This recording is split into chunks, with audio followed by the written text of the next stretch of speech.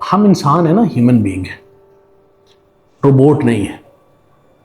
Robot में तो आपको पता है ना कि ये फंक्शंस हैं, वो ये परफॉर्म करेगा और उसके जवाब में मतलब जिस तरह एक्सपेक्टेड है कि हमने इसका जवाब ये देना है, ठीक है ना। जिस तरह आप कोई गेम खेल रहे होते हैं तो आपको एक टाइम के बाद पता चल जाता है कि वो एने इस जगह तो गोली मारनी है, तो मैं इस जगह तो टारगेट करांगा तो मर जाएगा। वो आहिस्ता आहिस्ता आबादी हो जाता है। इंसान दो टांगों वाला जानवर बहुत ज्यादा वेरिएबल एंड वल्नरेबल है। इसको आप प्रेडिक्ट नहीं कर सकते ये किस वक्त क्या करेगा। मियाँ बीवी के रिलेशन में भी ये जो प्रेडिक्टेबिलिटी वाली बात है ना, खास तौर पे माजरत के साथ जो खवातीन हैं उनसे माजरत के साथ कि 90% लड़ाई इस गल तो होंदी है कि मैनू कहना भी कुछ ना पे तो मेरे मियाँ नू पता लग जाए कि मैं की चाहनी है, तो आप मुझे आज खाने पे क्यों नहीं लेके गए। यार कोई हमारा तय हुआ था खाने पे, तो आपको लेके जाना चाहिए था ना। मेरा दिल कर रहा, आपका दिल कर रहा था तो आपने मुझे बता, नहीं तो आपको अंदाजा हो जाना चाहिए था ना। मुझे कैसे अंदाजा होगा यार, इतने साल हो गए ब्याह होया, तो कह देंगे कि मैनू ले जा, साडा केड़ा पड़ता है कोई आपस या कोई झिझक है या कोई हमने कोई मिनट शीट पे अप्रूव कराना है। नहीं, आपको इतना तो ख्याल होना चाहिए था ना। अच्छा भाई ठीक, आखिर तो फिर वही है, मैं तेरी गूंगी खामोशी तो बहुत तंग। तो सबसे बड़ी लड़ाई की एक वजह यह होती है कि जिहड़ी गल उन्होंने दिल च है ना, अगर वो तुसी बुझ गई है तो तुसी कामयाब हो, अदरवाइज तुहाडे जलालत नसीब च लिखी जा चुकी ना। रोज लड़ाई होनी है और तुसी वो बर्दाश्त करनी है।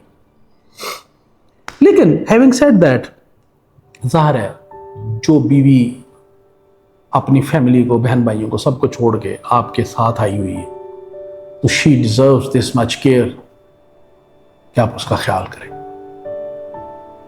आप उसके चेहरे की रंगत को देख के समझ जाएं कि ये क्या चाहती है। जरूरी नहीं कि वो बहुत एक्सप्रेसिव हो, मर्द भी इसी तरह ही है। बहुत सारे लोग ऐसे हैं मेल जो बड़े सेंसिटिव हैं लेकिन बहुत एक्सप्रेसिव नहीं है। वो अंदर ही अंदर सड़ते रहते हैं, दीमक की तरह मरते रहते हैं, बोलते नहीं, कहते नहीं। तो ये इधर फिर दोनों पार्टियों के साथ ऐसे है। कई जगहों पे दोनों ही एक्सप्रेसिव नहीं है और दोनों ही सड़ते रहते हैं और आपको दोनों को देख के ऐसा लगता है कि जैसे दोनों ही माशाल्लाह बेवा हुए। मियाँ बीवी 20 साल, 5 बच्चे, लेकिन तुम वेख के इंज लगेगा कि जिवें शायद ये कोई दो अजनबी फड़ के जबरदस्ती असीं सोफे ते बहाते ने, हालांकि इन्हां दा आपस च ताल्लुक शल्लक कोई नहीं है। कई जगह पे ऐसा होगा कि वाइफ जो है वो बहुत सोशल है, एक्टिव भी नहीं, प्रोएक्टिव है। बंदा जो बिल्कुल मातड़ साथी, बिल्कुल ही मिसफिट है। मतलब जिस तरह ट्रैक्टर के टायर के नाल तुसीं वड्डे टायर नाल छोटा लाता, ठीक है ना। कई जगहों पे वाइफ बड़ी वो है, थोड़ी सी समझ ले खामोश तबाह है, बता बहुत ज़्यादा सोशल है, वहाँ पे भी इशू रहेगा। तो हमने एक दूसरे को स्पेस दे के कंफर्टेबल करना। ही गुड्डी गुड्डी का खेल तो नहीं है ना कि आज इधर तब्दील कर लेंगे कल उधर तब्दील कर लेंगे। तो हम अकोमोडेट नहीं करते एक दूसरे को। अकोमोडेट करने से पहले हम एक दूसरे को सुनते नहीं है। आप गौर करें ना, शुरू के इनिशियल 2-3 साल निकाल के, जब आपका कोई औलाद नहीं होती तो आप अकेले होते हैं तो आप आपस में बातचीत कर लेते हैं।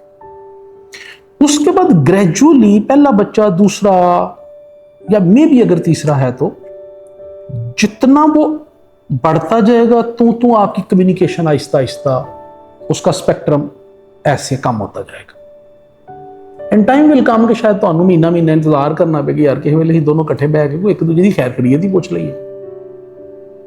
You will have lesser communication. जितनी कम्युनिकेशन घट होएगी उन्ना तुसी ये सोचोगे कि इन खुद बुझ लेना चाहिए कि आज मैं रोटी की खानी, आज मैं कपड़े किंदे खाने, आज मैं अपनी अम्मी की तरफ जाना है कि नहीं जाना, मुझे इसने छोड़ के आना या मैंने ड्राइवर के साथ। यह खुद ही बुझ ले।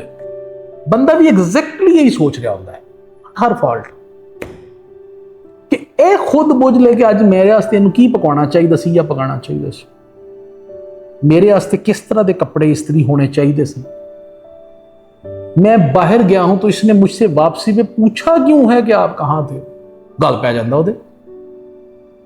तो दोनों तरफ कम्युनिकेशन कम होती जाती है, वक्त के साथ साथ कंप्रेस होती जाती है, उसका स्पेक्ट्रम कम होता जाता है और उसी से मिसअंडरस्टैंडिंग्स, लैक ऑफ कम्युनिकेशन की वजह से खामखा का एक, जिस तरह ये कंप्रेस होता जाता है उसी तरह आपका रिलेशन कंप्रेस होता जाता है और घुटन बढ़ती जाती है, उसी रेशो से बढ़ती जाती है और खला आपके आपस में वाइड इतना बढ़ता है।